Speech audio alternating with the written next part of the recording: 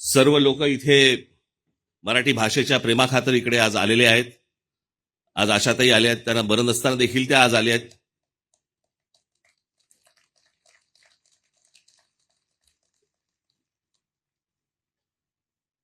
इतर सर्व माझे पत्रकार मित्र, इतर सर्वच जे तुम्हाला आता काही नावं सांगायची गरज नाही, सगळ्यांना माहिती आहेत. पण यातला सगळ्यात महत्वाचं खास करून मी एक गोष्ट तुम्हाला आपल्याला निश्चित सांगेन की इथे सगळ्यांना एक प्रश्नचिन्ह पडलं असेल. हे सर्वजण मराठी कविता म्हणणार आहेत आज तुमच्यासमोर.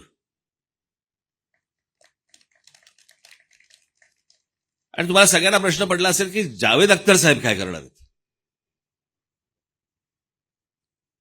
मी तुम्हाला मुद्दामून सांगतो, मी त्यांना बोलवण्याचं सगळ्यात महत्वाचं कारण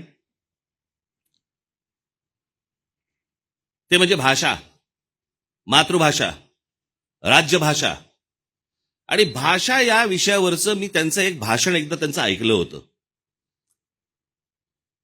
आणि आपली भाषा टिकवण्यासाठी म्हणून ही भाषा किती महत्वाची असते, ही भाषा कशी टिकवली पाहिजे, कशा प्रकारे टिकवली पाहिजे, यावरचं एक भाषण मी त्यांचं ऐकलं होतं.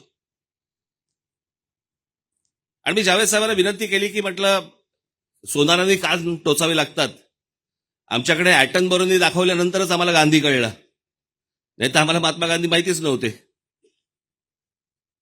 आम्हाला माहिती होते,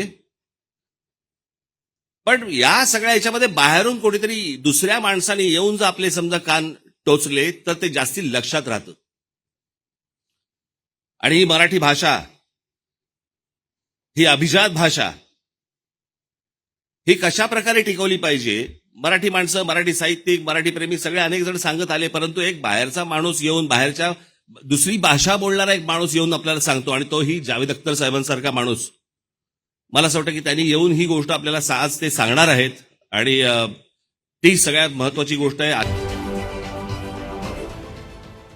देश विदेशातील प्रत्येक घडामोडींचे लाईव्ह अपडेट मिळवण्यासाठी आता साम टीव्हीच्या सर्व सोशल मीडिया प्लॅटफॉर्मला लाईक, फॉलो आणि सबस्क्राईब करा. तसंच सर्व नोटिफिकेशनसाठी बेल आयकॉन प्रेस करायला विसरू नका.